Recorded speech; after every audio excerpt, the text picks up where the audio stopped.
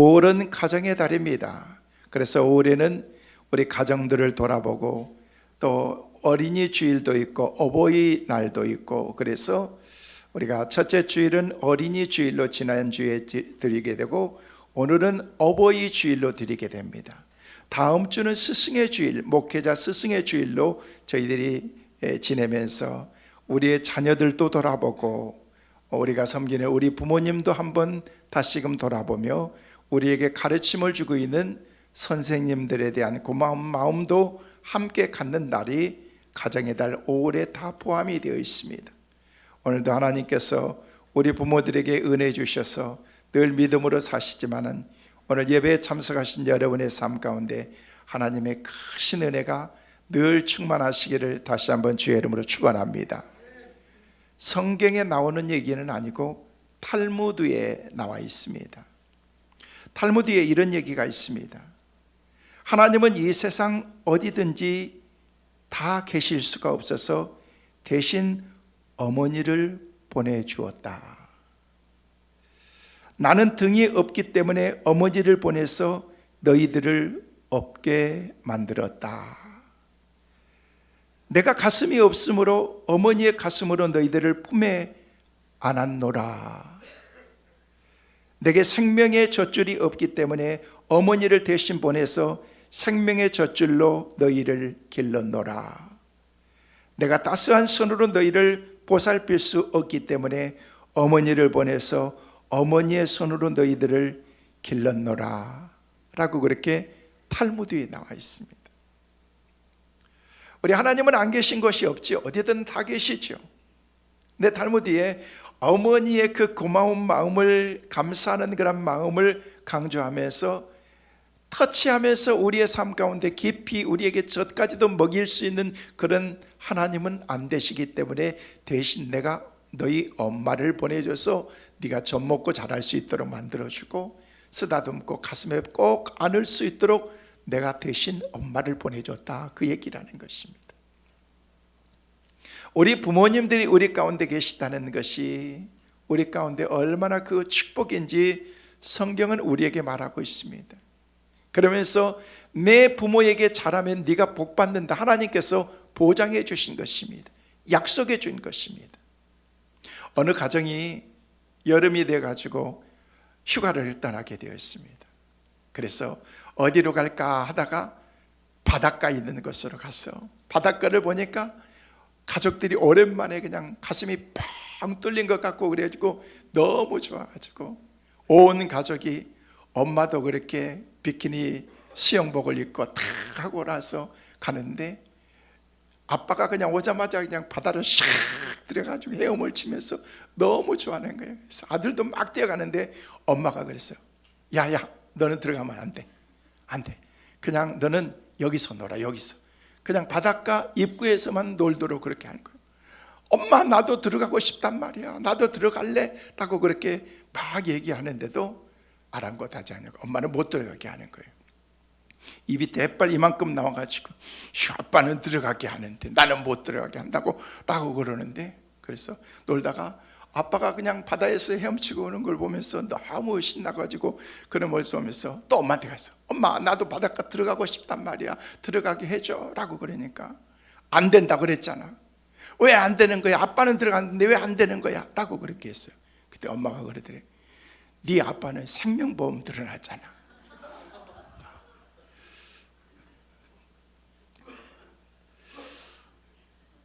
생명보험 들어가면 바다에 들어가도 되고 안 들어놓으면 못 들어가는 거예요? 난 잘 모르겠어요. 하여튼 관심이 어디 있는지. 여러분, 우리는요 오늘 시대를 살아가면서 보험도 들어놓고 여러 가지 보험도 드는데, 보험 들면 보험에서 여러분의 삶의 모든 것을 다 책임질 걸 얘기합니다. 생명보험 들면은 네가 들고 난 다음에 네가 죽고 나면은요 다 줄 거라고 그랬는데 보험회사에서 다 줍니까? 아니요, 다 안 줍니다. 여러분, 그 보험회사에서 다 이렇게 나온 다음에 이제 죽고 나면은요, 사고 나면 이렇게 한다고 그러면서 다 하는데 사인 딱 했는데요, 그러고 난 다음에 보면은요 거기에 약관이라는 게 있습니다. 잘 보이지도 않게, 그리고 애매모호하게 해가지고, 그러나 이런 경우에는 다 지급을 할 수 없다라고 해가지고 쉽게 얘기해서 50%만 지불한다, 많이 해도 70%만 한다 이러면서 떼어갈 것 다 떼고 안 줄 것 안 주면서 이렇게 약간이라는 게 있습니다. 근데 하나님께서는요, 우리 가운데 약간이라는 것을 정해놓긴 하셨지만은요, 어떻게 하면은 저희들에게 떼어먹을까 안 줄까 하면서 그런 약간이 아니고, 어떻게 하면 잘 줄까, 풍성하게 줄까. 할렐루야. 하나님께서는 내 부모를 공경하라라고 그렇게 말씀하셨는데, 네 부모를 공경하면은 네가 이런 복을 받게 될 것이다 라고 얘기하면서 하나님은 우리에게 약속의 말씀을 주셨다는 거예요. 그 약속의 말씀이 뭐예요? 신약과 구약 성경에 나와 있는 것은 하나님의 말씀이라는 것입니다. 하나님의 말씀을 통해서 약간을 하나님께서 분명하게 주셨지만 그 약간 안에 감춰진 비밀은 우리가 의심할 필요도 없는 것입니다. 하나님이 약속하신 것은 지키실 줄로 믿습니다. 하나님이 약속하신 것은 여러분의 생각보다도 더 풍성하게 주실 줄로 믿습니다.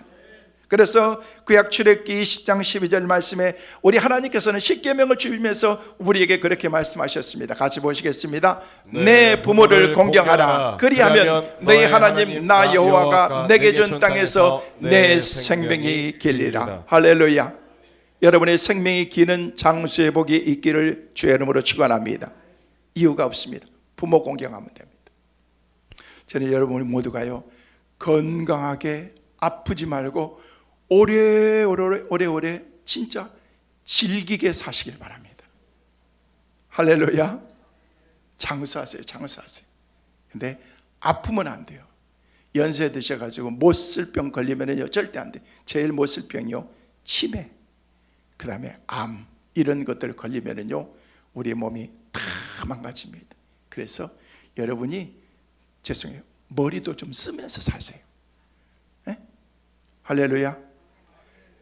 그래서 이게 치매 안 걸리려면 고스톱 해야 된다. 고스톱 안 해도 성경 잘 보고 여러분 그렇게 하면은요 여러분이 안 걸려요. 그래서 엉뚱한데 그냥 에너지 쏟지 말고 정말 건강하게 살기 위해서, 오늘 말씀해 보니까 네 부모를 공경하라. 그러면 하나님께서 우리에게 보험 증서를 주셨는데, 약간까지도 다 주셨는데 네가 잘되고 장수하고, 할렐루야.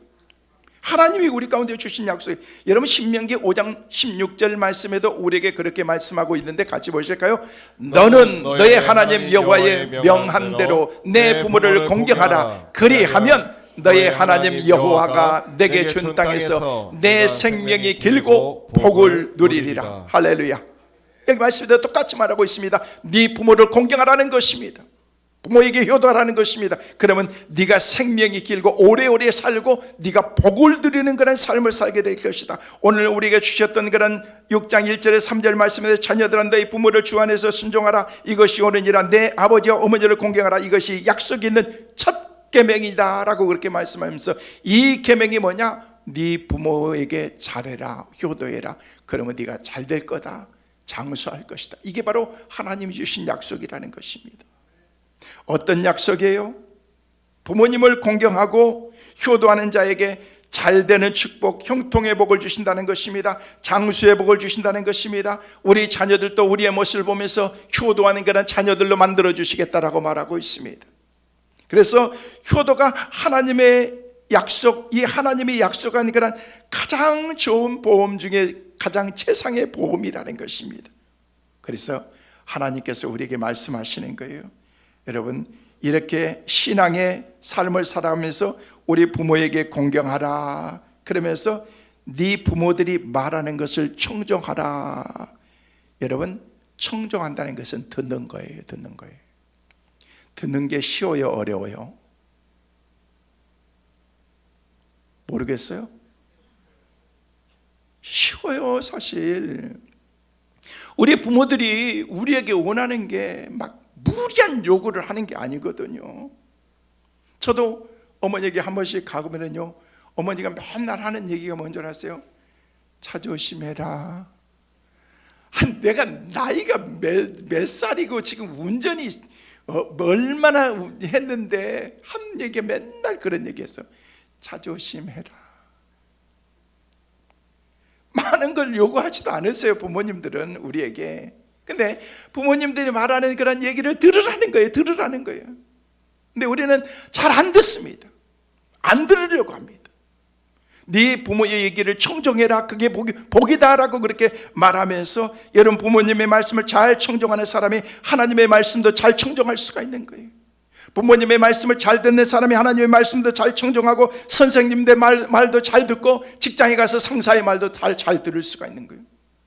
부모님 말 하나 듣지 않는 사람이 어떻게 하나님의 말씀을 들을 수 있겠어요? 그 사람이 어떻게 직장에 가서 윗사람에게 말 듣고 그럴 수 듣는 척 하겠죠? 아니면서도 여러분 그거는 살아가는 삶의 방식이 아닌 것입니다. 부모의 말을 듣고 하나님의 말씀을 듣고 또 상사의 말도 듣고 윗사람의 말도 듣고 아멘은 언제 하실 거예요? 할렐루야. 들으라는 거예요. 들으라는 거예요. 그래서 하나님의 축복을 받고 세상에서 대인관계가 좋아져야 그래야 여러분이 성공할 수 있지 않겠습니까? 그리고 내가 부모님 말씀을 잘 청종해야 내 자녀들도 우리의 말을 청종한다는 것, 잘 듣는다는 것입니다. 사랑하는 성도 여러분, 하나님은 우리들에게 천국 같은 모형을 주셨어요. 천국 같은 모형이 뭔지 아세요? 그게 패밀리입니다. 패밀리. 가정을 주셨어요. 가정. 그래서 여러분이 나중에 돌아가시고 난 다음에 천국은 어떤 곳일까? 여러분 염려하지 마세요. 여러분이 사는 집이 천국이에요. 할렐루야. 아이고 목사님 그런 말씀 하시지 마세요. 우리는 천국 맞은편에 있는 그 집 같은데요. 여러분 그러면 그 집을 천국으로 바꾸세요. 여러분의 가정이 천국이 될 수 있기를 바랍니다. 여러분 누군가가 그런 얘기를 했어요. 이 시대는 집, 다시 말해서 하우스는 있는데 가정, 즉 다시 말해서 홈은 없다라고 그렇게 얘기했어요. 하우스는 있다는 것입니다. 집은 있다는 것입니다. 근데 가정은 없습니다. 가정. 건물은 있는데 사람이 없다는 것입니다. 집은 있는데 사람이 안 산다는 거예요. 그건 폐허죠. 사람이 살아야지 그곳에 따뜻함이 있고 온기가 있고 사랑이 있는 것입니다. 여러분 사람이 울타리가 있는데 그 집에 사람이 없는 거 이게 얼마나 썰렁합니까? 여러분 우리가 사실 10년, 20년 전에 비하면은요 우리는 진짜 풍요로운 그런 시대를 우리가 살아가고 있죠. 막 급변하는 그런 시대에 어떻게 세상이 이렇게 바뀌어질 수 있을까라는 그런 생각이 들 정도로 세상이 이렇게 점점 바뀌어져 가고 있는데 점점 바뀌어가지고 좋은 세상이 되어가는데도 우리의 삶은 점점 낙후되어 가고 있고 점점 뭔가 모르는 어둠의 골짜기로 내려가는 것 같은 그런 느낌이 든다는 것입니다. 여러분 아세요? 2023년도 작년 말고 그 전에 작년도에는 통계가 나오지 않았는데요. 작년도에 재작년도에 우리나라에 이혼한 커플이 몇 명이나 될까? 9만 2천 커플이 이혼을 했습니다. 그러면 그 해에 결혼한 사람들은 몇 커플이 될까? 거의 한 20만 커플이 결혼을 하고 신고를 했습니다. 그러니까 9만 2천 건의 이혼이 있었다면요, 결혼 비율에 대해서 40% 이상 45% 가까이 많은 사람들이 이혼을 했다는 거예요. 아니 세상이 점점 좋아지고 좋은 환경 가운데 살아가고 있는데 왜 이렇게 참 우리는 부끄러운 것들이 많이 있죠. OECD 가운데 보면은요, OECD 국가는요 경제개발도상국들을 가리켜서 OECD 국가라고 얘기합니다. 북아메리카, 동아메리카, 그리고 유럽과 태평양 지역에도 보면은요 일본, 호주, 뉴질랜드, 이스라엘, 그리고 한국 개발도상국 국가들을 가리켜서 OECD 국가라고 얘기합니다. 잘 사는 나라들이죠. 근데 그 OECD 국가들 가운데에서 우리 대한민국이 1위를 달리고 있는 것들이 절대 내놓지 않고 있는 1등으로 달리고 있는 것들이 뭔 줄 아십니까? 잘 보세요. 자살 1등, 결핵 사망률 아직도 1등, 낙태, 흡연, 출산 감소율, 산재 사망률, 교통사고와 사망률, 성형, 강간, 범죄, 음주 소비량, 그리고 이혼율이 1등으로 우리가 달려가고 있습니다. 한 해에 무려 9만 2천 건에 달한 정도로. 여러분 감사해요. 헤어지지 않고 이렇게 잘 살고 계셔서 끝까지 손잡고 잘 사시길 바랍니다. 아멘 안 하신 분들은 뭔가 생각이 아직 있는 거예요. 다시 한번 끝까지 오래오래 사시길 바랍니다. 손잡고 끝까지 가서 사는 거예요. 클린턴 누가 주여 그랬어요 지금. 클린턴 가드너라고 하는 그런 사회학자가요 그런 얘기를 했어요. 모든 것을 다 잃어도 가정이 있으면 아직 다 잃은 것이 아니다.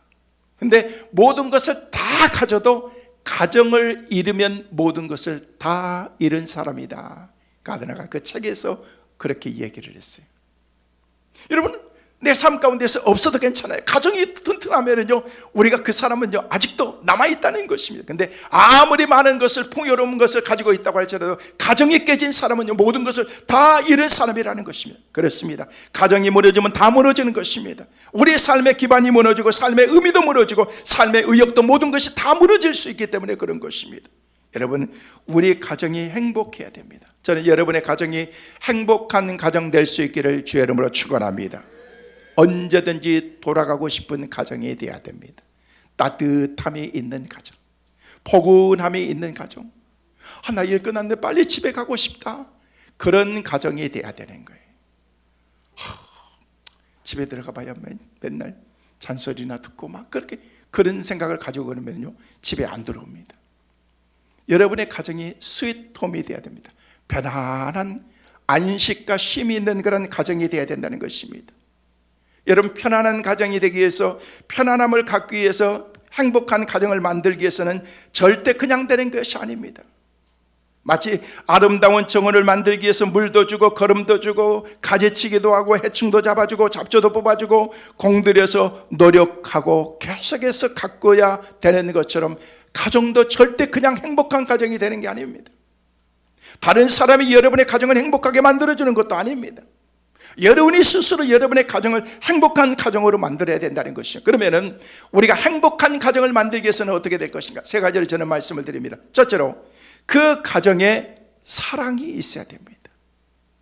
여러분 우리의 삶 가운데 가장 소중한 것은요 믿음, 소망, 사랑, 이 세 가지는 항상 있을 것인데 그 중에 제일은 사랑이다. 하나님께서 우리를 사랑하셔서 인간의 몸을 입고서 이 땅에 내려오셨잖아요. 사랑이라는 거예요. 사랑.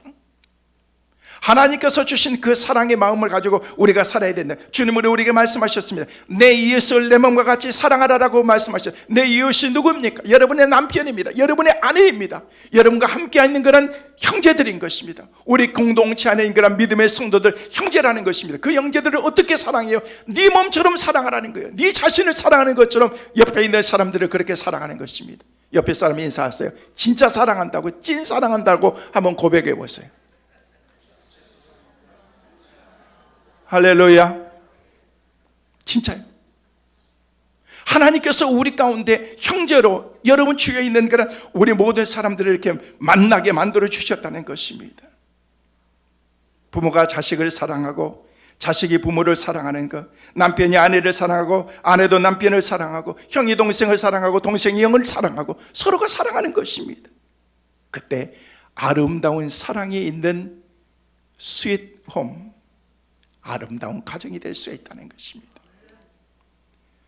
어린 왕자의 작가였던 생덱쥐벨이라는 그런 그 사람이 비행기 조종을 하다가 어느 날 난기류에 휩싸여서 사막 한가운데 비행기가 추락하게 됩니다. 비행기 안에는 물 한 병 없습니다. 떡 한 쪽 없습니다. 빵 하나 없습니다. 그런데 그곳에서 며칠 동안이나 버티면서 구사일생으로 입술이 다 말라 터지면서 그가 생존해서 나중에 구출이 되는데, 기자들이 그 사람에게 물었습니다. 이 광야에는 물 한 방울 없고 뜨거운 태양 아래에서 먹을 것 하나 없는 이곳에서 당신은 어떻게 살 수 있었습니까? 라고 그렇게 물었습니다. 생덱쥐벨리는 잠시 입가에 미소를 모으면서 다음과 같이 입을 열었습니다. 나를 사막에서 버티게 해준 것은 한 덩어리의 빵도 한 모금의 물도 아니었습니다. 바로 가족에 대한 그리움이었습니다. 가족을 생각하면서 갈증도 참을 수 있었고, 사랑하는 사람들을 생각하면서 배고픔도 얼마든지 참을 수가 있었다는 것입니다. 사랑은 그리움을 만들어냅니다. 그리고 그 사랑은 우리 삶 가운데 기적을 만들어내는 것입니다.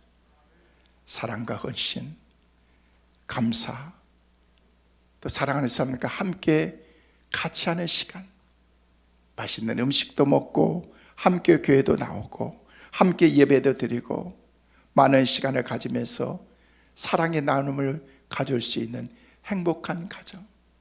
저희 교회 가운데도 보면은요, 4대가 나오는 가정들이 있습니다. 할머니, 할아버지, 아들, 아들의 자녀들, 그리고 손자, 4대가 나와요. 4대. 귀한 거죠. 여러분의 손자, 손녀들이요, 증조 할머니, 증조 할아버지 뵌다고 찾아뵐 것 같아요? 아니요. 여러분의 손자들이 할머니 보고 싶다고, 할아버지 보고 싶다고 막 찾아봅니까? 보죠. 명절 때. 근데 교회 오면은요, 안 보고 싶어도 보는 거예요. 증조 할머니, 할아버지, 할머니, 할아버지 하면서, 여러분, 이게 아름다운 사랑의 공동체 아니겠습니까? 여러분, 자주 만날 수 없다고 할지라도 교회에서 예배 드린 것만 자체만 가지고도 서로가 사랑을 확인할 수 있는 그런 아름다운 집단의 공동체가 될 수 있다는 것입니다. 사랑하는 성도 여러분, 여러분의 가정이 사랑이 넘칠 수 있기를 주의 이름으로 축원합니다. 두 번째로, 행복한 가정을 만들기 위해서는요, 부모에게 순종하고 부모를 공경하라고 그렇게 우리에게 말씀하고 있습니다. 이것은 가장 기본이 되는 하나의 원칙이라는 것입니다. 여러분, 가정은 부모님의 마음을 기쁘게 해드려야 비로소 평안이 있고 조화가 잘 이루어지고 행복한 가정이 될 수가 있는 것이, 그래야 그런 가정에 하나님으로부터 복을 받을 수 있다라고 성경은 우리에게 약간으로 우리 가운데 약속해 주신 그런 약속의 말씀이 있다는 것입니다. 부모님들이 속상해하시고 서운해하시고 불화하시면은요, 가정 전체가 평화가 다 깨지게 되어 있습니다. 여러분, 부모님들이 성전에 계시는 동안 마음을 편안하게 해드리세요. 할렐루야. 그것이 가장 기본이 되는 거예요. 부모님의 마음을 헤아리면서 부모님이 편안한 마음을 가질 수 있도록, 이게 효도를 하는 것입니다. 뭘 많이 안 사드려도 괜찮아요. 많은 선물 안 해도 괜찮아요. 마음을 헤아려 드리면서 부모를 편안하게 해주는 것, 이게 효도라는 것입니다. 부모라는 존재는요, 생전에 계시는 것만 자체로도 그것이 얼마나 큰 축복인 것을 우리는 잘 모르면서 살아가고 있다는 것입니다. 그것이 얼마나 큰 복인지 부모님들이 돌아가시고 나면 그때 비로소 알게 되는 거예요. 어느 한 집사님이 장례식을 치고 난 다음에, 어머니가 돌아가시고 난 다음에 어머니 장례식이면서 내가 위로하고 그러는데, 목사님 어떻게 해요? 어떻게, 나는 어떻게 해요? 어떻게 해요? 엄마 가셔서 어떻게 해요? 그래서 제가 다독거리면서 위로해 드렸어요. 내가 속으로 뭐라 그런 줄 아세요? 있을 때 잘하지. 돌아가시고 난 다음에 그렇게 얘기하면 뭐예요? 무슨 소용이 있어요? 있을 때 잘해야지. 우리는 돌아가시고 난 다음에 후회합니다. 돌아가시고 난 다음에 우리가 그렇게 할 걸 하면서 늘 후회하면서 우리 인생을 산다는 것입니다. 부모가 앉아 계셨던 그 자리가 평상시에는요, 어떤 자리인지 모릅니다. 떠나고 나면 그 자리가 얼마나 큰 자리였다는 것을 알게 된다는 것이, 그래서 사람은 언제나 후회하면서 살아가는 것입니다. 부모라는 그런 그 말 자체가 우리 삶 가운데 얼마나 소중한 것인가를 알아야 된다는 것입니다. 자녀들이 부모에게 하는 걸 보면은요, 야, 저거 진짜 자녀 맞나? 여러분, 그런 생각이 들 때가 있습니다. 자녀들이 부모에게 하는 것을 보면서 쌀쌀맞게 하는 걸 보면요, 세상 말로 죄송해요, 싸가지가 없는 것들이 많습니다. 부모를요, 너무 하찮게 여기는 거예요. 이웃집 아저씨만큼이나 대하면 되는데, 이웃집의 아줌마만큼이나 대하면 될 텐데, 내 부모이기 때문에, 나와 늘 함께 있기 때문에 그렇게 하는 거예요.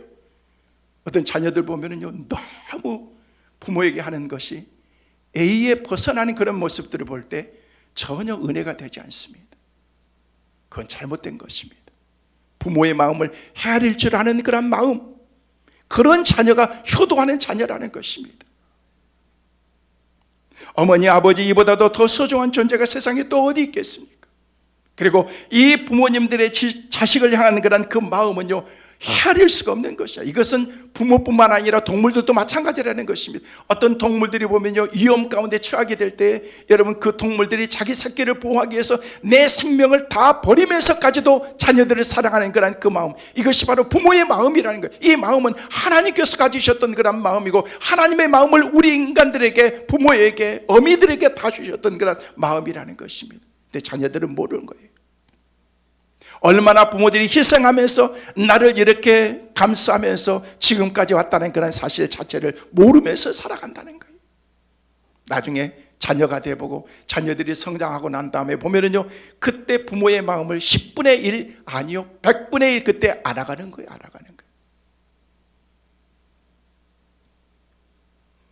여러분, 자기 새끼를 향한 그런 그 부모의 마음, 아비의 마음, 어미의 마음, 그게 바로 자식을 향한 그런 마음이라는 것입니다. 거기 어디에도 이해 타산이 없고 계산이 없고 술수가 없고 가면이 없습니다. 이 같은 부모의 마음은 하늘이 준 마음이라는 것입니다. 자식을 향한 부모의 마음은 동물이나 사람을 막론하고 모두가 다 하늘이 주신 마음이라는 것입니다. 그래서 성경에 보면요, 공경하는 면을 우리 가운데 말씀하시면서 이것은 너희들이 지켜야 될 첫째 계명이다. 하나님께서 가장 우선적으로 너희들이 지켜야 될 그 계명 가운데 하나가 네 부모에게 공경하고 효도해라.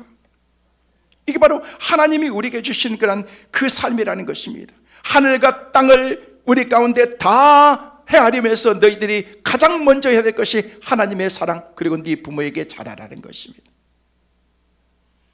여러분, 그래서 부모를 기쁘게 해드리는 데는 그것에 이해 타산이 없어야 됩니다. 그것은 어디까지나 무조건적인 사랑이어야 되고 전적인 공경이어야 되고, 거기에 이해 타산적이 계산된다면, 개입된다면 그것은 가식이고 사랑이라고 말할 수가 없는 것입니다. 마리아라고 하는 그런 여인이 자기가 가지고 있었던 가장 소중한 옥합을, 값비싼 향유를 예수님의 머리 위에 부었습니다. 왜요? 주님을 사랑했기 때문에 그런 것입니다. 그것은 전적인 사랑인 것입니다.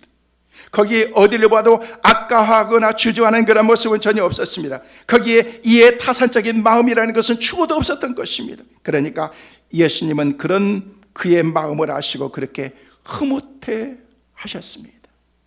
우리 주님께서 야, 너무 값비싼 것을 나한테 했으니까 내가 감동했다, 그게 아니라는 것입니다. 여러분, 가룟 유다는요, 그 곁에서 그 모습을 보고 있었던 그 삶 가운데서 그것을 돈으로 계산하고 있었던 이해 타산적인 그런 계산적인 방법을 가지고 있었다는 것입니다. 여러분, 진정한 사랑에는요, 뭐가 있어야 되는 줄 아십니까? 희생이 있어야 됩니다. 이 희생은 뭐예요? 낭비예요. 낭비.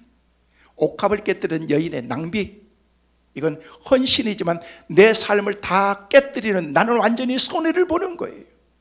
이게 있을 때 그 가운데에서 이게 희생을 통해서 진정한 아름다운 사랑의 결실들이 그 가운데서 맺어질 수가 있다는 것입니다.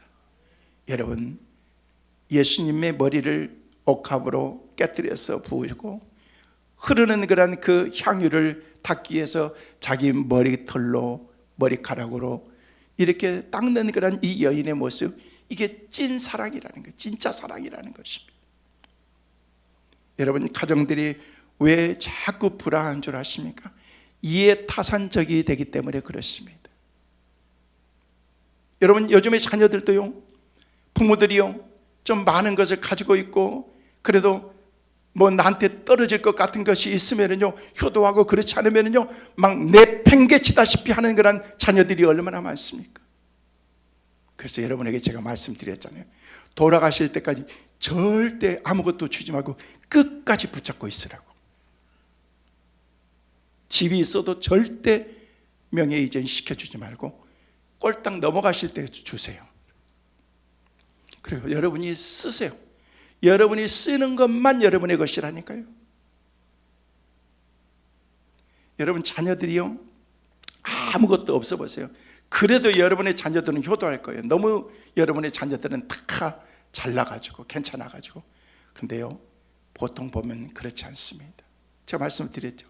어떤 할머니가 계속해서 주무시면서 가지고 있는 이 베개를 너무너무 소중하게 여기면서 잘 때도 베개를 베지도 않고 그냥 껴안고 자고, 여행 가더라도 그 베개를 계속 가지고 다니셨대요.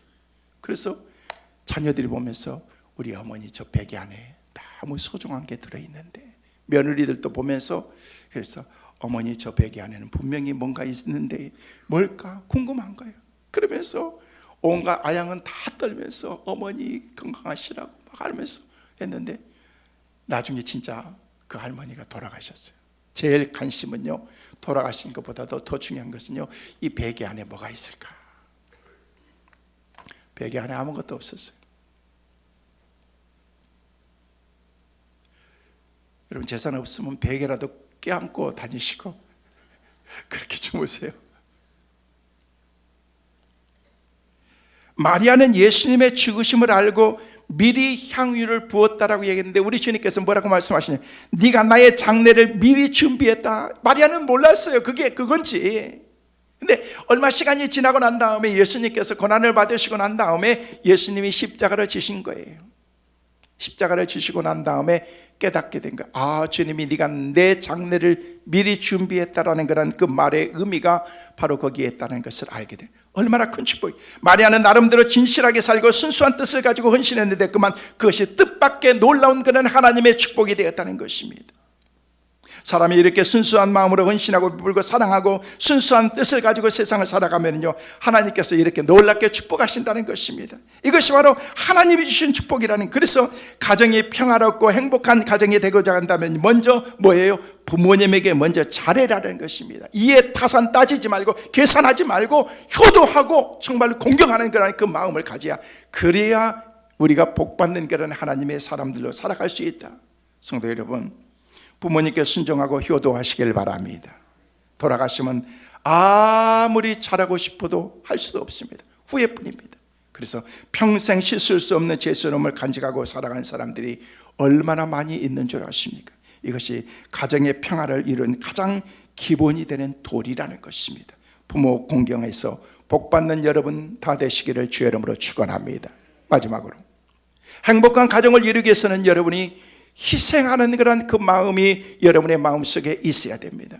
이 시대는 부모들도 예전의 부모들과 같지 않습니다.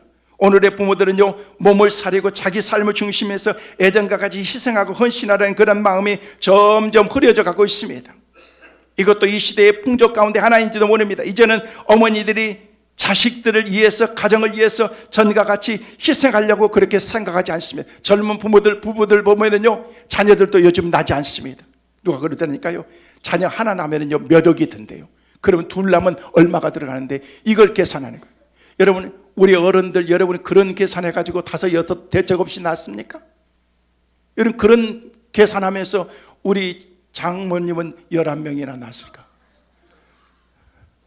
그런 계산 났다면요, 우리 집사람이 11번째로 태어나지도 않았을 거예요. 한 명, 2명, 3명, 4명, 정순이는 11명.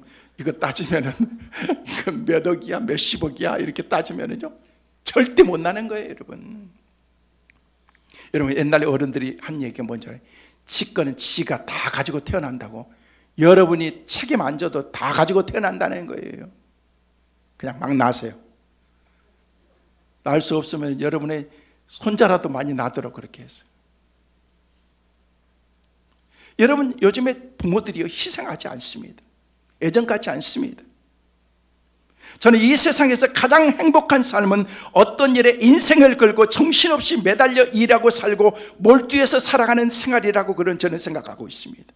그것이 직장이 되었던 여러분의 삶이 되었던, 내가 삶에 이 몰두하면서 내 생을 여기서 내가 불태우겠다라는 그런 그 생각을 가지고 살아가는 삶, 그게 직장이 되면요, 그 직장은 행복한 것입니다.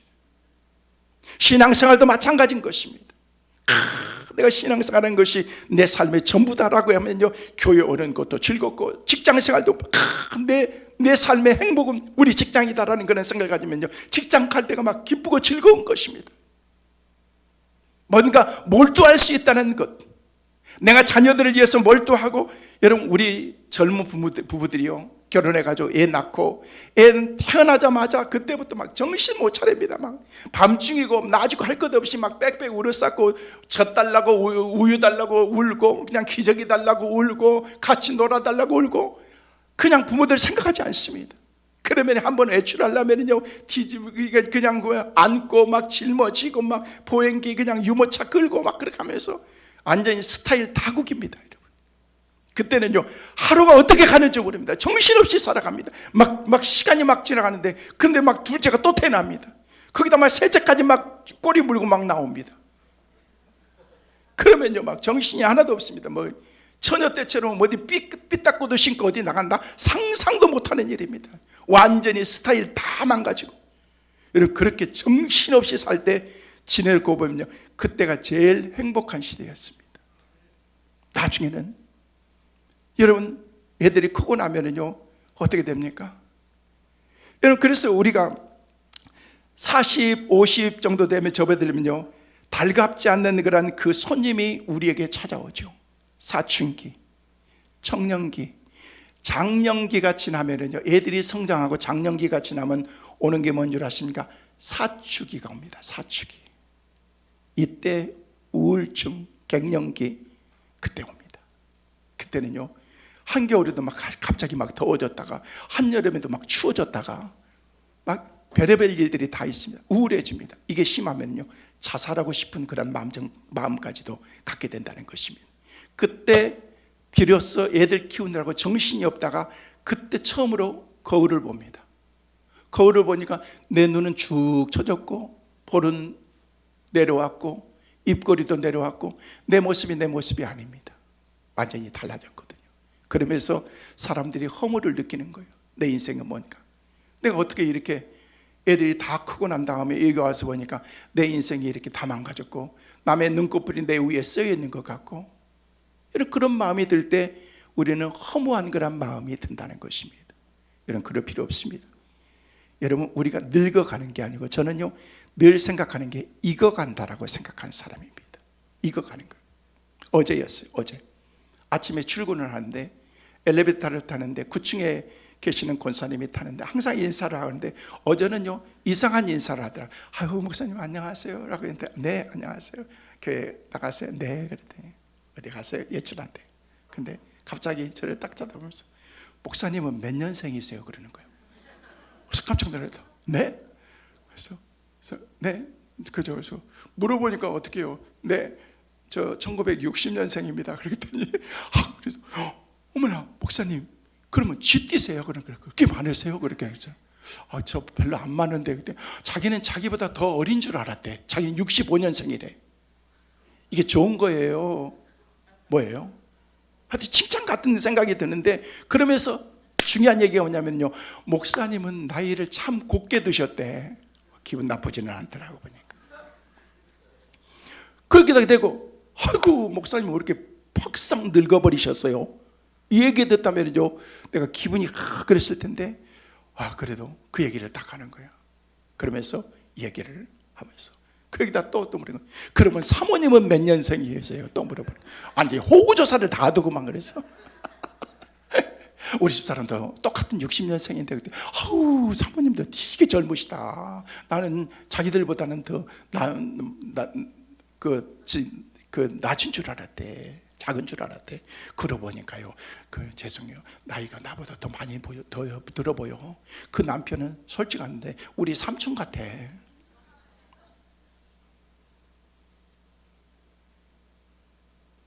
여러분, 밤낮 없이 그렇게 살다가 그렇게 어느 순간에 딱 내 모습을 보니까 완전히 다 망가져버리는 내 얼굴의 모습을, 거울을 보면서 우리가 갖는 것이 뭐냐면요, 부모에 대한 자기 어떤 그런 그 존재감보다도 망가져버리는 그런 내 모습을 생각한다는 거예요. 아니요, 여러분이 후회하거나 놀랄 필요가 없다는 것입니다. 오늘의 나의 모습을 통해서 여러분의 자녀들이 영걸어 갔기 때문에 그렇습니다. 만들어져 갔기 때문에.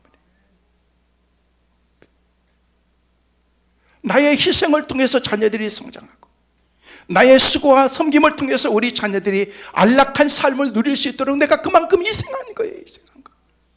그것을 너무 억울하게 생각하지 말라는 것입니다. 우리 부모들이 그렇게 했고, 우리 할아버지 할머니들이 그렇게 했고, 우리도 그렇게 하고, 우리 자녀들도 그 자녀 새끼들 낳으면 똑같이 그렇게 하게 될 것입니다. 이게 인간의 돌아가는 사이클의 삶이라는 것입니다. 어떤 어머니가 밤늦게 늦은 시간에 문 앞에 서서 누군가를 하염없이 그렇게 기다리더래요. 그래서 옆집에 아줌마가 가면서 왜 이렇게 추운데 밖에서 기다려요? 누구 기다리는데? 딸이 오지가 않았어. 집에 들어가서 기다리지, 안 온 딸이 여기서 기다린다고 빨리 오겠냐고, 빨리 들어가서 기다리라고, 춥다고 그러면서 밖에 들어가더래요. 그래서 들어가면서 얘기를 했대요. 내가 여기서 이렇게 서 있으면 많은 것을 깨닫게 되고 생각하게 돼요. 그러면서 그런 얘기를 한 거예요. 내가 젊었을 때, 처녀 때, 밤늦게 돌아다닐 때 어머니가 얼마나 걱정하셨을까, 얼마나 기다리셨을까.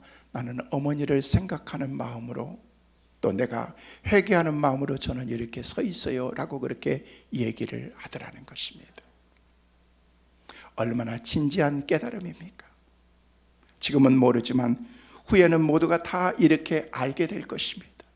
우리 부모님들이 옆에 계실 때, 여러분의 부모님이 살아계시면 여러분이 손 한번 따뜻하게 잡아드리고, 말을 따뜻하게 공손하게 해드리고, 전화라도 한번 해드리고.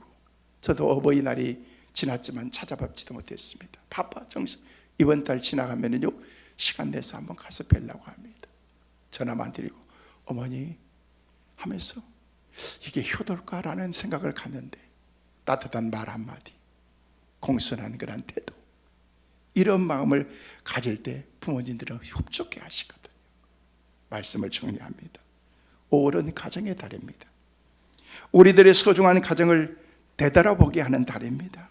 연중 바쁘고 분주해서 잊고 살았던 가정들을 돌아볼 수 있는 좋은 기회를 우리 가운데 허락해 주신 것입니다. 사랑과 희생과 헌신의 삶이 우리 가운데 있을 때, 그렇게 살아가면 하나님께서 적절한 축복으로 여러분의 가정을 보상해 줄 것입니다. 오늘 어버이 주일을 맞이하면서 여러분의 가정에 이 같은 평안과 하나님의 축복이 늘 함께 할 수 있기를 간절히 소망합니다. 그래서 행복한 가정을 만들어 가십시오. 그런데 행복한 가정보다도 더 따뜻한 품이 계십니다. 그 품은 바로 우리 주님의 품입니다. 그 품은 바로 우리 어머니 아버지의 품입니다. 윤춘병 선생님이 지었던 어머님 은혜라는 동요가 있습니다. 이 노래를 우리가 함께 같이 한번 1, 2절 부르시고 난 다음에 오늘 같이 기도하는 시간을 가지려고 합니다.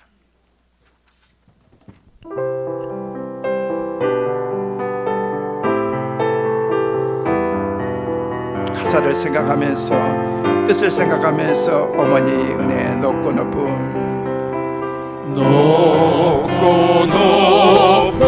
하늘이라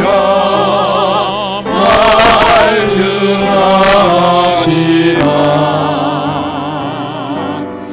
나는 높은 게 또 하나 있지. 나누시고 기누시는